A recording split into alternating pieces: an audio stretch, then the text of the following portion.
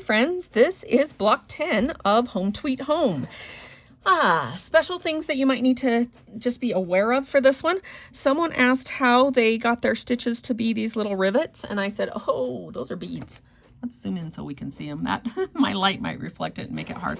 I attached these beads down afterwards, after I had my bullion knots in place so that they would be right where I needed them to be. I do not needle turn lame. I just go ahead and attach it down. It doesn't fray, so that's not a problem. And fraying is really why we would go ahead and needle turn it. And so, and then the bright sparkle stitches will add perfectly to this. I think it talks about yes it does, where you can see it right there. It talks about this stitch as being a fly stitch, and you might look at that and go, that's not a fly stitch. It is. One of the lines of the fly is along the edge of the wheel. The other one goes in to be like the traction marks on it. And so always on the fly, one of them is on the edge of the wool and the other one goes out. So that's how that works out to be a fly stitch. On the pink and purple house, these beads are just strung 7 or 8 of them in place, back down where you came out, or go through the last couple and then tack them down over top.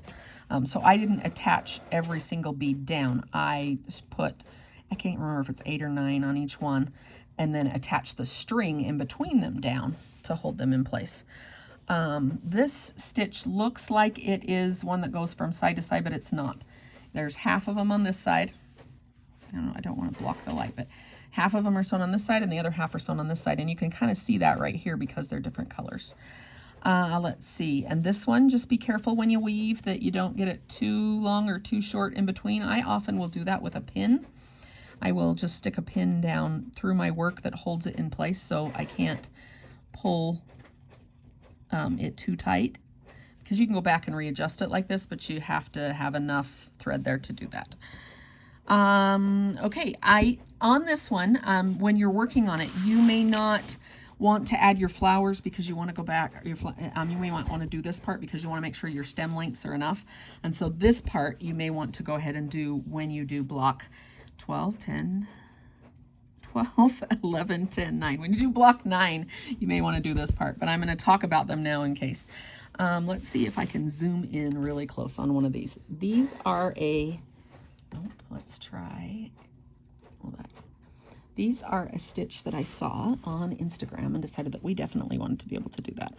And so these are like chain stitches.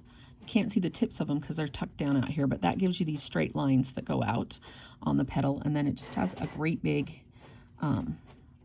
they're kind of like chain stitches because you make the first one as a chain stitch. After that, I think they're blanket stitches. And then you add a bullion knot over top of it, and that bullion knot might have to be tacked down here or there to go ahead and make the round look of the petals on there. But that's a fun way that you can make those flowers. And the stitch that holds the stems in place, to me, it's a messy looking stitch, but I just wanted it to be kind of rough look on it and not too smooth, so it worked out perfect for it. But you can find that one in our video library as well. Okay, we will see you in block 9.